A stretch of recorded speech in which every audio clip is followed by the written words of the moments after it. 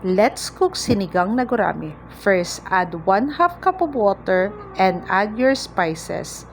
That is onion, ginger, and tomato. Add some salt and magic syrup and let it boil. Now, add your fish, which is gurame.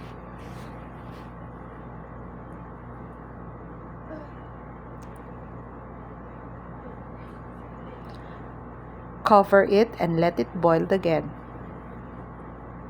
Now, add 1 cup of water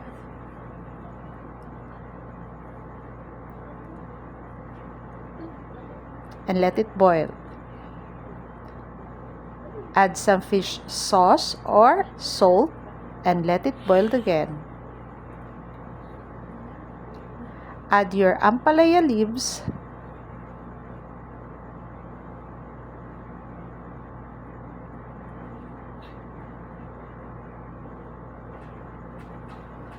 and your siling pangsigang or green chili and let it cook.